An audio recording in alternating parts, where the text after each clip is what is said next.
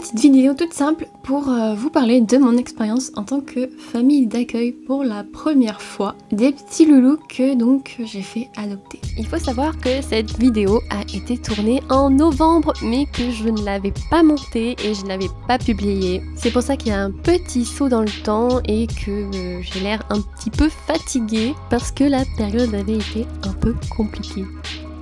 Ça fait une semaine que la dernière des petites louloutes, Poppy, est partie dans sa famille et donc que l'aventure avec les chatons s'est terminée. Pour revenir à ce qui s'est passé, autour de chez moi, il y a énormément de chats, comme on peut dire, arrêts. C'est pas vraiment des chats sauvages parce que les chats sauvages ce sont une catégorie à part avec des traits physiques très spécifiques, mais on appelle ça des chats arrêts parce que ce sont des chats qui vivent à l'extérieur, qui vivent dans la nature parce que leurs ancêtres étaient des chats domestiques qui sont retournés, donc on peut dire, à l'état sauvage. Ce sont des chats qui se rapprochent des habitations pour se nourrir mais qui restent très craintifs de l'homme. Depuis quelques années, il y a énormément de chats autour de chez moi. Comme beaucoup, on commence à en nourrir un parce que il nous fait un petit peu de la peine, on veut l'aider et malheureusement ça se reproduit très vite. Grâce à ce que je fais sur internet, j'essaie de les stériliser à mes frais petit à petit, ce qui est compliqué parce que il faut les trapper, les piéger. Et donc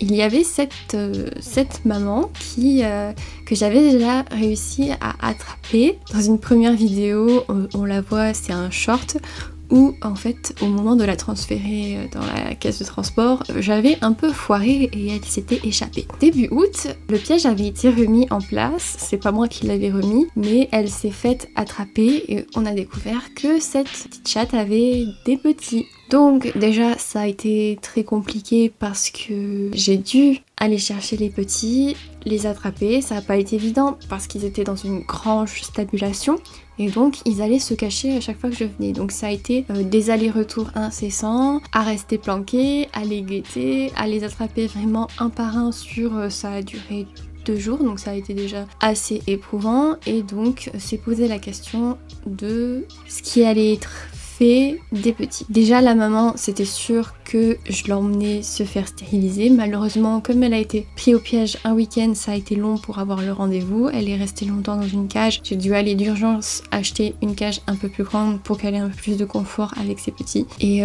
tout ça m'a beaucoup pesé moralement parce que il fallait faire face à la maman qui était très peureuse et de l'avenir des petits. C'est pas dans cette vidéo que je parlerai du débat de la stérilisation, mais il faut savoir que c'est énormément important pour le chat. Ça rallonge son espérance de vie, ça évite les souffrances de plein de petits chatons qui vont naître et qui vont avoir une vie rude, qui vont connaître les maladies, ça réduit les comportements dangereux des chats qui vont aller chercher des partenaires. Bref, encore une fois, ne réfléchissez pas en tant qu'humain, un chat ne choisit pas de se reproduire, ce sont des hormones, ce sont des instincts et c'est pas franchement une partie de rigolade pour eux puisqu'on peut constater qu'une fois stérilisé, le chat a des comportements normaux qui ne montrent aucun manque, aucune souffrance. Donc pour moi, c'était inconcevable de les relâcher dans la nature. J'ai donc emmené la maman se faire comme c'était prévu, stériliser chez la vétérinaire.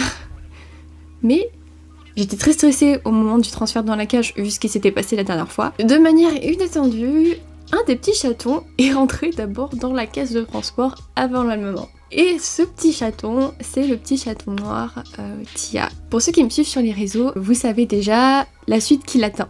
Ce petit chaton a fait un tour chez le vétérinaire avec sa maman et elle n'était pas du tout malheureuse. Et du coup, je pense que ça a un peu apaisé la maman pendant le transport et au moment du réveil d'avoir une de ses petits avec elle. Au retour donc à la maison, j'ai remis la mère dans la cage avec les petits et pour moi c'était pas franchement une situation qui pouvait durer parce que la cage était vraiment petite. J'ai essayé pendant plusieurs jours pas de l'apprivoiser mais essayer de gagner sa confiance, mais elle restait hyper craintive la mère, j'arrivais à la caresser mais elle était hyper stressée. Comme je pouvais pas mettre tout le monde, j'avais pas de pièces dédiées dans ma maison, je les ai mis dans une petite dépendance qui est en fait un ancien four. J'arrivais à ouvrir la cage, les petits sortaient un peu me voir, la mère restait dedans donc petit à petit j'avais un peu plus confiance qu'elle ne partirait pas. Et un jour, je me suis donc décidée à la laisser un peu explorer, se découvrir les pattes dans cette petite dépendance. Sauf que comme ceux qui piègent des chats errants le savent, quand ils cherchent à s'enfuir, quand ils paniquent, quand ils ont peur, ils sont capables de choses impressionnantes. Et malheureusement, elle a réussi à faire sauter la fenêtre et à s'enfuir. Et à partir de là, je n'ai pas réussi à la faire réintégrer la dépendance, malgré le fait qu'il y ait ses petits. Elle était à l'extérieur, elle miaulait, mais pour elle, c'était inconcevable de rentrer. Donc à partir de là, malheureusement, les petits ont dû être séparés de leur mère. Ils étaient déjà sevrés au niveau alimentaire parce qu'ils mangeaient les croquettes humidifiées que je leur donnais. Le sevrage psychologique, l'apprentissage des autocontrôles, il se fait jusqu'à 3 mois et malheureusement, donc ils n'étaient pas totalement sevrés. Mais le fait qu'ils déjà restent en fratrie, au niveau des griffes, au niveau des morsures, ça leur permet de se contrôler parce que entre eux justement c'est comme ça qu'ils vont apprendre, en s'amusant. Dès que l'un va un petit peu déborder, il va le signifier à l'autre en miaulant, en ripostant, et donc ça petit à petit entre fratries, même si la mère est pas là, ça les aide un peu à apprendre les autocontrôles. C'était quoi ce dérapage? C'était quoi ce dérapage? Et regardez qui m'a rejoint, c'est ma louloute. Donc voilà la petite Tia. Tu veux venir faire un tour? Toute cette période, j'en ai pas beaucoup parlé sur mes réseaux parce que j'avais vraiment l'impression de faire pas correctement les choses, parce que évidemment quand on donne des conseils sur les chats, quand on expose tout ça sur notre compte, la moindre petite chose qu'on peut faire de travers, on se le reprend, et j'avoue que j'étais vraiment pas à l'aise avec toute la situation et c'était très dur pour moi d'en parler. Je savais pas comment vraiment gérer tout ça et j'avais peur de l'exposer. Parce que pour moi, j'avais l'impression de pas réussir à leur offrir vraiment l'environnement qu'il leur fallait, le temps qu'il leur fallait. C'était extrêmement prenant également, et c'est en partie pour ça, pour ceux qui me suivent régulièrement, ont pu voir toute cette pause, parce que aussi je suis tombée malade, mais toute cette pause qu'il y a eu pour le mois d'août, pour pouvoir gérer tout ça, me reposer et vraiment faire un break parce que je n'y arrivais plus. Il y a quelque chose qu'il faut savoir, il y a des nouvelles lois pour l'adoption des animaux de compagnie. On peut voir ça comme une avancée en quelque sorte, dans le sens où c'est pour vraiment faire réfléchir à cet acte d'adoption et diminuer les abandons. Mais dans un sens, je trouve que ça restreint énormément la facilité d'adoption justement de chats abandonnés. C'est vraiment, je sais pas trop où se fait l'équilibre. Est-ce que c'est plus dans le positif, est-ce que c'est plus dans le négatif? Parce que voilà ce que vous devez savoir quand vous voulez faire adopter un chat maintenant, ou un chien, c'est valable pour tous les animaux de compagnie. Déjà, l'animal doit être identifié. C'est obligatoire, tout animal doit être identifié, d'autant plus lorsque vous le cédez. En tant que non professionnel, si votre chat a une portée, donc vous devez l'identifier, vous devez faire un certificat auprès du vétérinaire de bonne santé.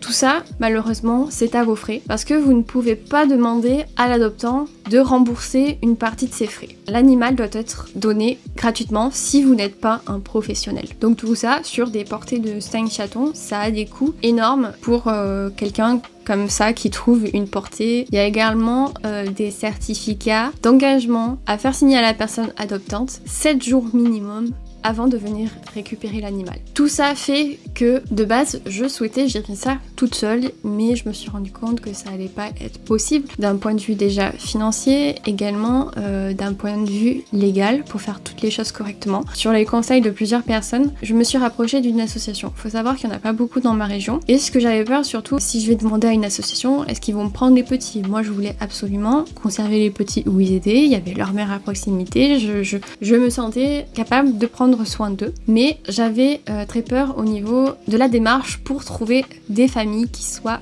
sérieuses. Et donc tout ça m'a décidé à chercher une association proche de chez moi que j'ai contactée. C'était compliqué parce qu'ils sont dans une période cette année où ils sont complètement débordés. Toutes les associations ont été énormément débordées cette année, notamment en termes de chatons et de portée, de sauvetage. Et à côté de ça, justement, peut-être une conséquence du fait que tout augmente, notamment la nourriture qui est le premier poste de dépense pour les animaux de compagnie. La nourriture a énormément augmenté également. Est-ce que c'est la cause de plus nombreux abandons? Je pense que ça a quand même un lien. Le fait est que l'association était déjà énormément débordée.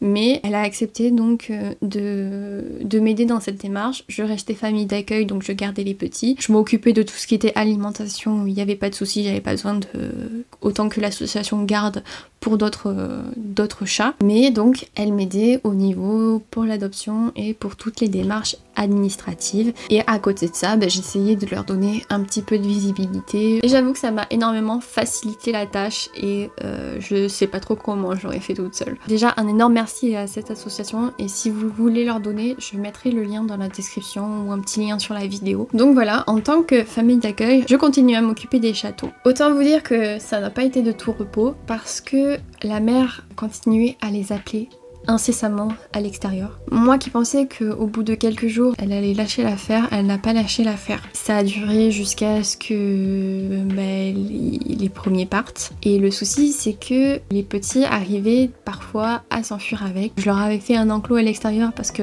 pour moi la dépendance était trop sombre et ne leur permettait pas d'avoir assez d'espace et personnellement ça me gênait fortement.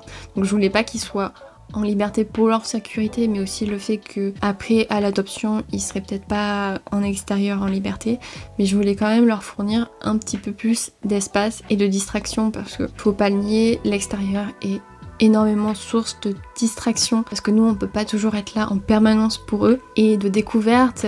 Des odeurs, de la nature, de tout quoi. Et dans un sens, le fait qu'ils soient séparés comme ça de la maison, ça me permettait d'avoir un recul par rapport à eux, dans le sens où ils n'étaient pas totalement intégrés dans le foyer, je pouvais me couper d'eux en quelque sorte, et ça permettait...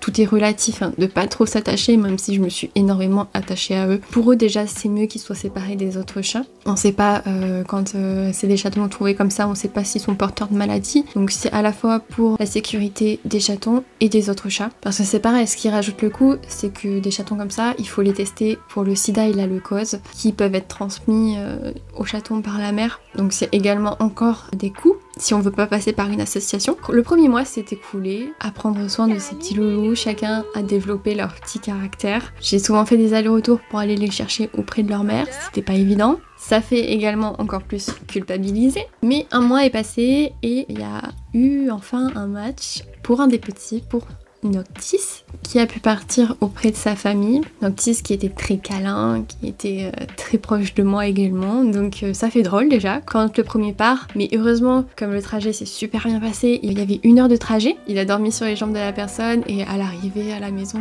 ça s'est très vite très bien passé, il était proche d'eux, il était très câlin, alors déjà ça rassure énormément. Après c'est Poppy, la semaine après, quelques jours après qui est parti, là cette fois-ci en dehors de l'association, 2-3 semaines après c'est Spider qui est parti. Et la petite dernière où ça a été un peu compliqué, Poppy qui est partie donc il y a 1 semaine. Je voulais parler de certains points au niveau de l'adoption. Ce que j'ai pu remarquer c'est qu'il y a quand même énormément de gens, énormément. Il y a quand même quelques personnes qui continuent à se précipiter pour adopter. Donc c'est là que ce petit délai de 7 jours qui est maintenant obligatoire est dans un sens pas plus mal.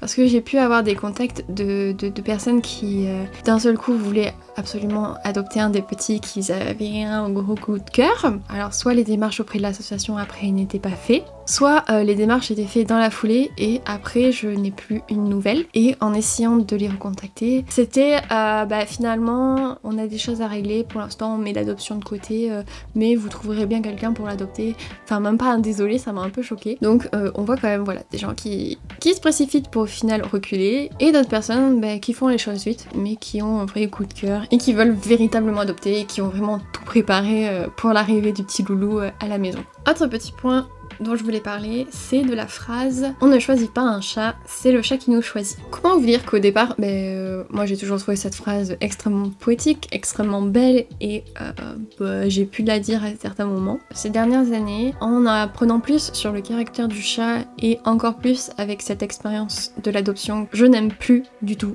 cette phrase. Parce que dans certains cas, ça peut être vrai, mais c'est loin, très loin d'être la majorité des cas, et la façon dont ça se passe en général. Le caractère du chat, c'est un caractère qui est craintif. Le chat est très routinier. Le chat aime d'abord observer avant d'accorder sa confiance. Et ça dépend énormément également du vécu du chat. Et je trouve que partager cette phrase, cette maxime un peu à tout va, ça donne l'idée aux gens que si c'est le bon chat, il va forcément venir à votre rencontre, il va se précipiter et ça va être une évidence. Alors que ce n'est clairement pas le cas. Le chat, il va d'abord vous observer et il est extrêmement vigilant. Et des chats, par exemple, en association qui ont souvent vécu des périodes compliquées, vont être beaucoup plus craintifs envers l'homme qu'un chat qui aura toujours vécu avec quelqu'un, ce qui est le cas en général des chats en association, parce que c'est souvent des chats qui ont été abandonnés plus ou moins salement ou qui ont connu des périodes difficiles. Donc ce sont des chats forcément qui sont marqués par la vie. Il y a énormément malheureusement de chats qui sont en retrait, qui ne se feront pas adopter ou difficilement adopter, alors que ça peut être de véritables boules d'amour, et c'est souvent des chats craintifs qui se révèlent être très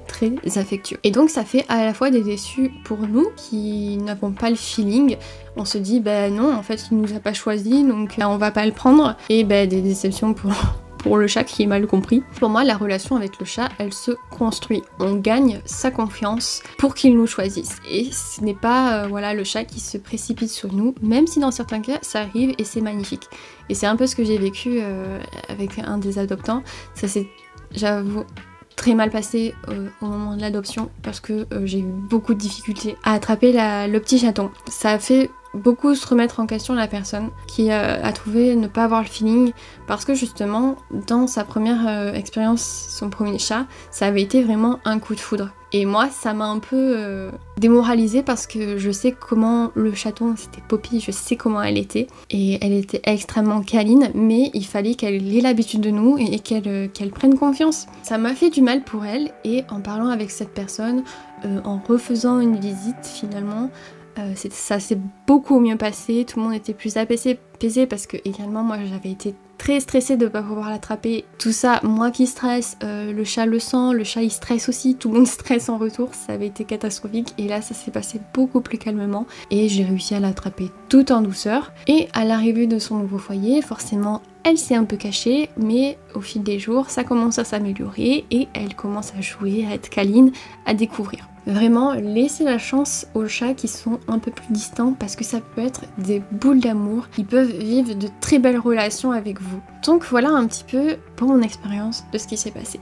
Évidemment, comme vous savez sûrement, j'en ai gardé un. J'ai gardé Tia. Pourquoi j'ai gardé spécialement Tia ? Pour moi, ça a été tous mes petits loulous. Ça a été dur pour tous qu'ils partent. Ils me manquent, mais heureusement, j'ai pu, avec l'association, trouver de super familles. Ils ont été super bien accueillis. Je reçois des nouvelles régulièrement de leur évolution, de comment ils grandissent, donc c'est génial. Mais si j'ai gardé Tia, bon, forcément, on va pas se mentir, la couleur, quand dans une fratrie il y a un chat différent, forcément c'est celui qui va attirer plus l'œil. Elle avait absolument peur de rien. Elle venait voir tout le monde, elle venait explorer partout.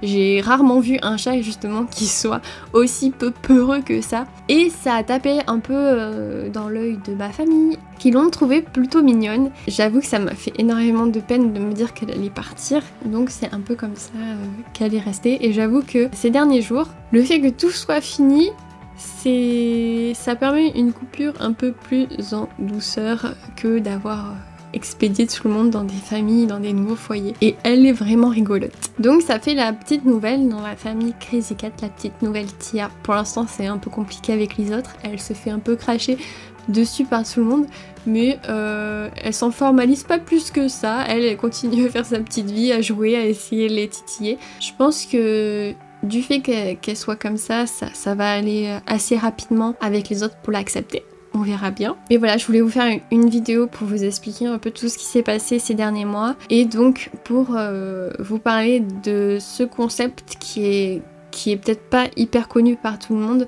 de famille d'accueil pour les associations. Les chats, c'est compliqué de les mettre tous en foyer au sein d'une association, parce que les relations entre chats, c'est compliqué, et les associations n'ont pas forcément la place pour tout le monde. Et le fait de se proposer pour être famille d'accueil d'une association, vous pouvez recueillir chez vous un chat jusqu'à son adoption. Donc lui proposer un foyer, un lieu calme, et vous occuper de lui. Ça aide grandement ces petits chats, et ça aide grandement les associations. Donc si vous avez la possibilité, si vous avez, ça c'est important, une pièce chez vous qui peut peut être dédié à l'accueil de ces chats. N'hésitez pas à vous proposer pour être famille d'accueil ou tout simplement faire un petit peu de bénévolat si vous adorez les chats et que vous sentez le cœur de les accueillir sous votre toit pour ensuite leur proposer une meilleure vie auprès d'un nouveau foyer. Comme toujours, si vous avez des questions, vous n'hésitez pas à vous les poser en commentaire. J'essaie d'y passer régulièrement et je vous dis à très bientôt.